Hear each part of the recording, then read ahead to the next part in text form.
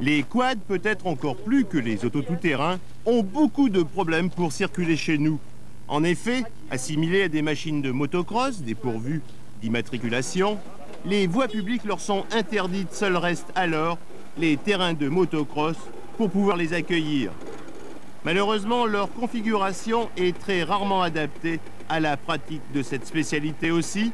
Il faut donc saluer à sa juste valeur l'organisation de randonnées comme celle des 100 quads. Voilà un chargement relativement conséquent, le parking, et nous allons partir dans un petit moment.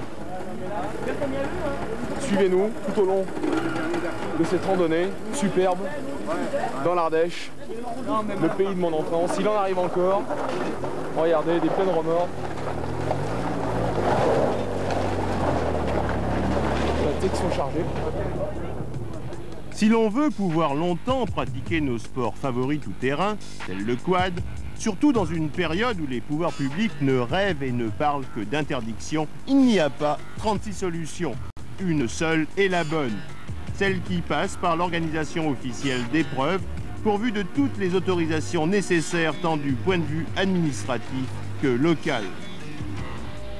C'est à coup sûr dans la concertation avec les administrations que se régleront les problèmes du tout-terrain. Ainsi, les 100 quads démontrent avec éclat qu'il est tout à fait possible de faire évoluer 2 jours en France une centaine d'engins sans mettre à feu et à sang toute une région.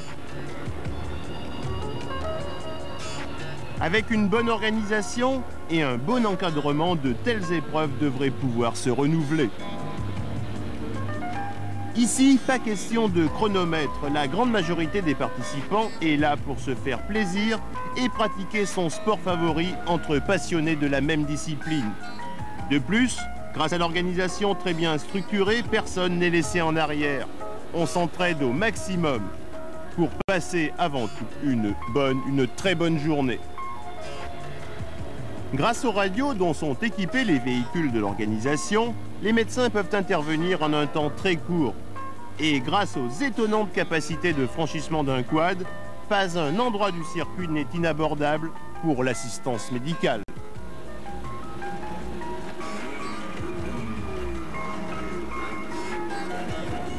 En matière de quad, on trouve 2 grandes options.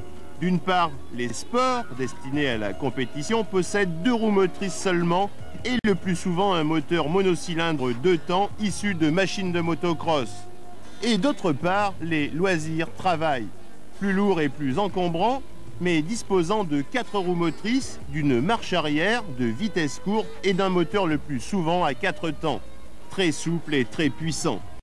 Avec un tel engin, difficile de se planter. C'est à mon sens le véhicule le plus efficace qui soit en matière de tout-terrain.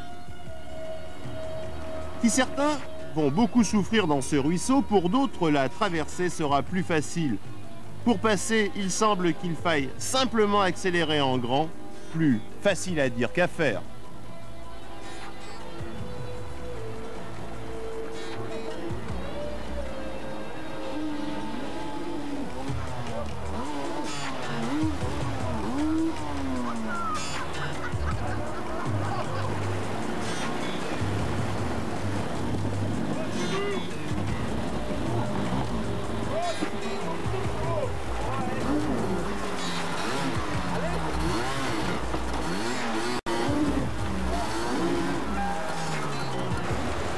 Comme chaque fois dans ce genre de balade organisée, le moindre plantage dégénère en embouteillage, une bonne occasion pour montrer sa solidarité en aidant à dégager le passage. Alors si la force physique ne suffit pas, il suffit de mettre en action le tracteur, le gros quad utilitaire. Avec ses 4 roues motrices et sa gamme de vitesse courte, rien ne peut lui résister. Répétons-le, aujourd'hui, pas un 4x4 traditionnel, ou non, ne peut rivaliser en franchissement avec un quad 4 roues motrices. C'est réellement le meilleur de tous les engins tout-terrain. Dans l'herbe ou sur les chemins, les quads comparés aux motos ne laissent pratiquement pas de traces grâce à leurs pneumatiques basse pression. Ceux-ci ne détériorent jamais l'environnement, rien à voir avec une moto d'enduro, même équipée de pneus trial. Le quad, c'est quoi pour toi, Ludovic? C'est une passion. J'en fais assez souvent, à peu près 2 fois par mois. Et j'ai débuté à 8 ans avec une moto et maintenant j'ai un quad. Tu as quel âge? 13 ans. C'est super ça. Et que penses-tu de la manifestation des sans-quads? C'est quoi pour toi? Je trouve que c'était bien, mais un peu difficile à certains endroits, mais ça va. Pour tous les âges et pour toutes les utilisations, vous trouverez un quad à vos mesures. Même les plus jeunes pourront débuter en 50 cm3 à boîte de vitesse automatique.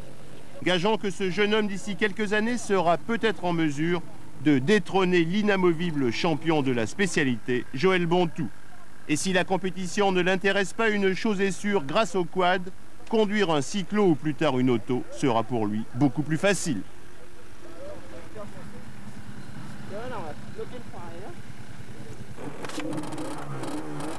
Le centre de Rochepole, au départ, c'était une école de trial que nous avons créée avec Claude Coutard il y a environ 15 ans déjà. Au départ, c'était à 10 km d'ici. Maintenant, nous sommes sur la commune de Rochepole, sur 350 hectares, et nous proposons tous les sports mécaniques tout-terrain, à savoir notamment les sports de franchissement, c'est-à-dire le trial moto et le trial 4x4. Nous organisons des stages essentiellement 6 mois par an, des stages de trial moto, donc, ou alors trial auto. Et notre but est d'apprendre à nos stagiaires à franchir avec leur véhicule.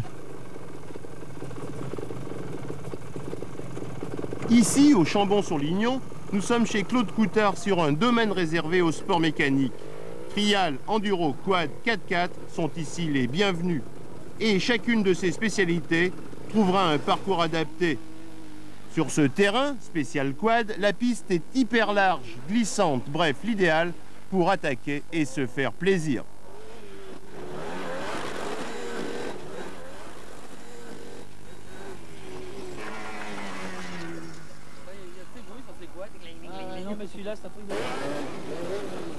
Plus tard, vous êtes une autorité dans le monde de la moto. Pourquoi accueillez-vous les sans-quads dans votre domaine? La réponse est évidente. D'abord parce que c'est des copains qui me l'ont demandé et qui l'organisent. Et puis parce que le plaisir du franchissement sur 2 roues, sur 3 roues, sur 4 roues, ça passe forcément par les quads.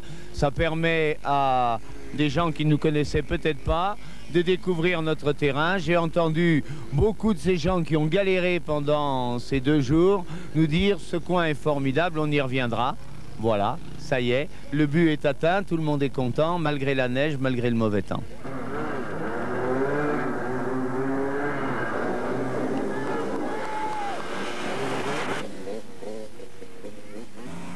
Je vais vous dire une chose, le parcours, c'est la faute de Thierry. Il est venu, il m'a dit, je voudrais quelque chose de musclé. Je lui ai dit, il n'y a qu'à dire, et on est parti.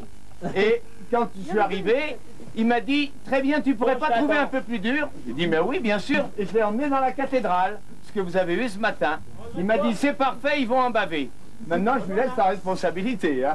Merci Thierry, merci. Bravo. Merci.